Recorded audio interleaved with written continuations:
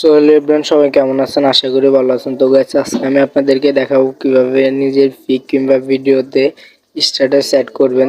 তো গাইস, এই ধরনের ভিডিও মেক করলে কিন্তু আপনাদের ভিডিও ভাইরাল হওয়ার সম্ভাবনা থাকবে। তো গাইস, চলুন বেশি দেরি না করে ভিডিওটি শুরু করা যাক। ভিডিও শুরু করার আগে একটা রিকোয়েস্ট, যারা চ্যানেলে নতুন তারা চ্যানেলটি সাবস্ক্রাইব করে পাশেই থাকুন।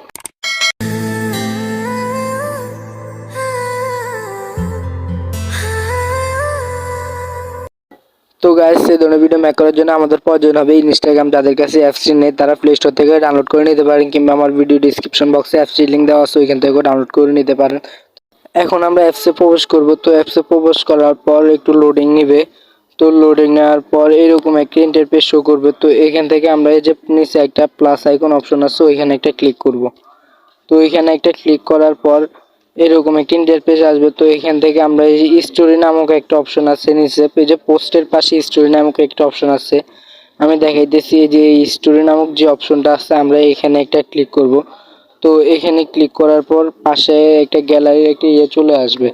তো আমরা এখানে আমাদের গ্যালারিতে যত কিছু আছে সব দেখাবে। তো এখানে একটা ক্লিক করব। তো ক্লিক করার পর এখানে সব কিছু ওপেন হয়ে যাবে। তো আপনারা আপনার ভিডিও কিংবা পিকটি সিলেক্ট করে নেবেন।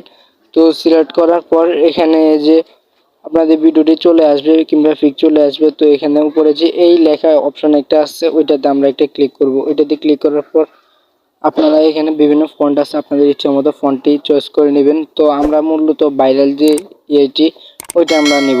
তো আমি দেখি কোনটাতে আছে। তো আপনারাও দেখে নেবেন, আপনাদের যেটা চয়েস ওইটাও দিতে পারেন। তো আমরা বর্তমানে ভাইরাল ইয়েটি দেবো। এই যে আমরা পেয়ে গেলাম। তো আমি আমার মন মতো একটা স্ট্যাটাস দিয়ে দিতেছি। তো আপনারাও আপনাদের মন মতো স্ট্যাটাস দিয়ে দেবেন। তো আমি লিখতেছি আমার স্ট্যাটাসগুলো। তো এভাবে আপনারা মূলত স্ট্যাটাসগুলো লিখবেন। তো গাইস, এখন আমাদের স্ট্যাটাসটি লেখা হয়ে গেল। স্ট্যাটাস লেখা শেষ। এখন আমরা আমাদের ভিডিওটি সেভ করব। ভিডিও সেভ করার জন্য আমরা উপরে থ্রি ডটে ক্লিক করব। তো থ্রি ডটে ক্লিক করার পর এইরকম দুইটি ইন্টারফেস শো করবে। এখান থেকে আমরা যে সেভ যে অপশনটা আছে, আমি মার্ক করে দেখাইতেছি। এই যে সেভ অপশনটাতে আমরা একটা ক্লিক করব। তো সেভ অপশনটাতে আমরা ক্লিক করার পর ভিডিওটি প্রসেসিং হবে। তারপর ভিডিওটি আপনার গ্যালারিতে ডাউনলোড হয়ে যাবে। তো ভিউয়ার্স, আজকে ভিডিওটি এই পর্যন্ত। ভিডিওটি যদি আপনাদের কাছে ভালো থাকে তাহলে লাইক কমেন্ট শেয়ার করে দিবেন।